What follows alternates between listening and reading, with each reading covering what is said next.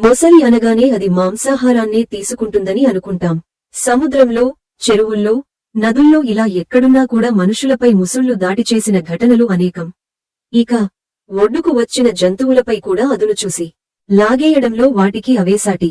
బలవంతమైన ఏనుగు కూడా నీటిలో ఉన్నప్పుడు ముసలికి చిక్కిందంటే ఇక అంతే సంగతులు. ఇదంతా ఇప్పుడు ఎందుకంటే కేరళ కాసరగోడ్లోని అనంతపుర సరస్సులో ఉండే ముసలి మాత్రం మాంసం జోలికి వెళ్లదు.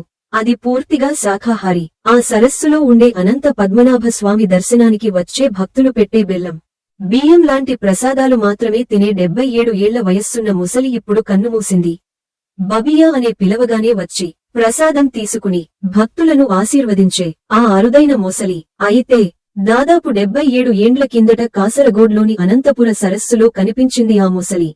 1945లో ఆ సరస్సులో ఉన్న ఓ ముసలిని బ్రిటిష్ సైనికుడు కాల్చి చంపగా ఆ తర్వాత కొన్ని రోజులకే ఈ ముసలి ప్రత్యక్షమైందని భక్తులు నమ్ముతారు. అప్పటినుంచి 70 ఏళ్లను కూడా సరస్సులోనే ఉంటూ ఆలయానికి వచ్చే భక్తుల నుంచి ప్రసాదాలు స్వీకరించే ఆ ముసలి ఇప్పటి వరకు ఎవరికీ కీడు చేసింది లేదు. ఇక ఆలయ నిర్వాహకులు దానికి బబియా అని నామకరణం చేసి దాని బాగోగులు చూసుకుంటూ వచ్చారు. ప్రతిరోజు ఉదయం, సాయంత్రం ఆలయానికి వచ్చే భక్తులు పెట్టే ప్రసాదం స్వీకరించి వారిని ఆశీర్వదించి ఆ సరస్సులో ఆలయం చుట్టూ తిరగడమే బబియా పని. కొన్నిసార్లు మెట్లపైకి వచ్చి సేదతీరుతూ ఉండేది. ఇది పద్మనాభస్వామి ఆలయంలో ప్రత్యేక ఆకర్షణగా ఉండేది. కాని 70 ఏళ్లకు పైగా భక్తులను కనువిందు చేసిన బబియా ఇప్పుడు ప్రాణాలు విడిచింది. కొంతకాలంగా అనారోగ్యంతో ఉన్న బబియాకు వైద్యులు చికిత్స చేసినా ఫలితం లేకుండా పోయింది. చివరకు ఆదివారం రాత్రి శాశ్వతంగా కన్నుమూసింది. అయితే బాబియా ఎప్పుడూ భక్తులను బెదిరించలేదు మరియు విధేయతతో చెరువు నుండి బయటకు వచ్చి అందరినీ ఆశ్చర్యపరిచింది. ఇది ఇతర జీవులకు మరియు చేపలకు కూడా హాని కలిగించదు. ప్రజలు మరియు దేవాలయం పూజారులు సమర్పించే నైవేద్యాలతో మాత్రమే మనుగడ సాగిస్తుందని నమ్మకం. అందుకే దీనికి శాఖాహార మొసలి అని పేరు వచ్చింది.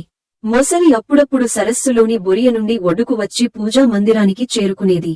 బబియా గుడి ముందు దర్శనం చేస్తున్నప్పుడు ఒక సందర్భంలో బయటకు వచ్చినప్పుడు సోషల్ మీడియాలో చాలా ప్రచారం పొందింది.